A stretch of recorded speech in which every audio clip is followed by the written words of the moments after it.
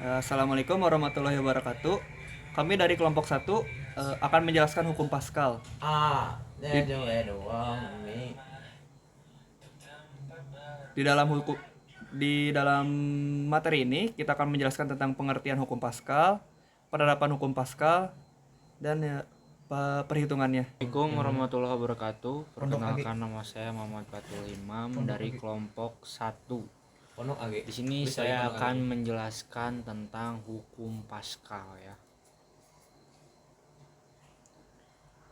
Di hukum Pascal adalah salah satu hukum fisika yang ditemukan oleh Blaise Pascal, seorang ilmuwan asal Prancis yang menyatakan bahwa tekanan yang diberikan oleh cairan dalam ruang tertutup selalu diteruskan ke segala arah dengan sama besar. Ini ilustrasi hukum Pascal ya. Ini enggak. Cuma lu yang ini. Yang ngerti yang di sama lu. Ini ilustrasinya. Mohon maaf. Ya. Yang kedua itu ada bunyi hukum Pascal.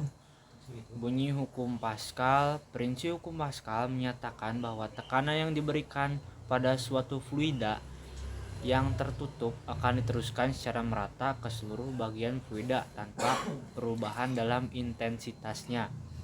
Ini adalah Blaise Pascal. Ya, wajah Blaise Pascal ini tuh ilustrasi lukisan ya.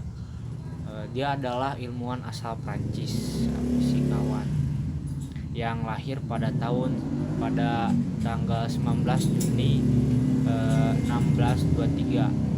Di sini saya Aldi Cahyamara sebagai pemateri 1 akan membacakan rumus hukum Pascal.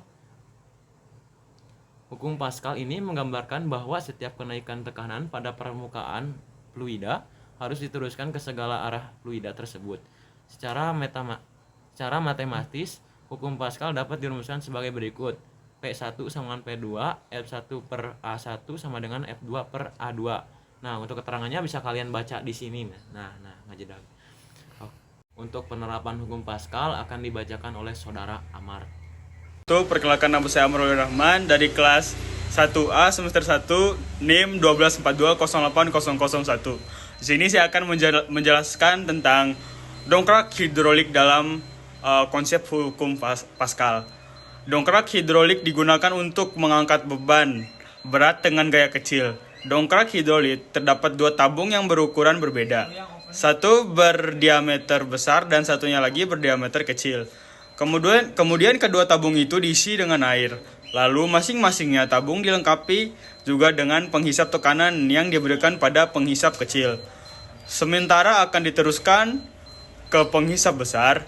Sementara yang penghisap besar akan menghasilkan gaya angkat ke atas jauh lebih besar.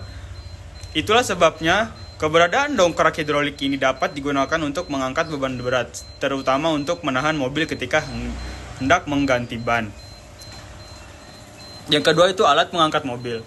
Prinsip kerja pada alat pengangkat mobil ini kemudian ini menggunakan udara yang memiliki tekanan tinggi, kemudian dimasukkan melalui salah satu dari dua keran yang ada di alat tersebut. Udara tersebut kemudian dimampatkan dalam suatu ruangan hingga besar, menghasilkan tekanan yang besar. Tekanan yang besar itu selanjutnya akan diteruskan oleh minyak penghisap yang lebih besar. Melalui tekanan itulah nantinya akan menghasilkan gaya angkat yang sangat besar hingga mampu mengangkat mobil. Setelah itu, untuk menurunkan mobil dapat dilakukan dengan cara membuang udara mampat yang tadi melalui keran satunya, yakni keran pengeluaran udara. Saya akan menjelaskan contoh penerapan hukum Pascal yang ketiga, yaitu rem hidrolik. Di dalam bagian-bagian rem hidrolik diantaranya terdapat pada rem, silinder master, sepatu jepit, dan minyak rem. Ketika padai rem ditekan dengan kaki, tekanannya akan diteruskan oleh minyak rem ke arah sepatu jepit melalui silinder rem. Dalam hal ini, silinder rem akan memiliki 4 buah silinder rem dengan 2 bagian di depan dan 2 bagian di belakang. Sementara pada sepatu jepit akan menghasilkan gaya gesek atau gaya hambat yang sangat besar sehingga mampu menghentikan putaran daripada kendaraan. Hal ini disebabkan pula dengan luas penghisap silinder yang jauh lebih besar dibandingkan dengan luas penghisap silinder master.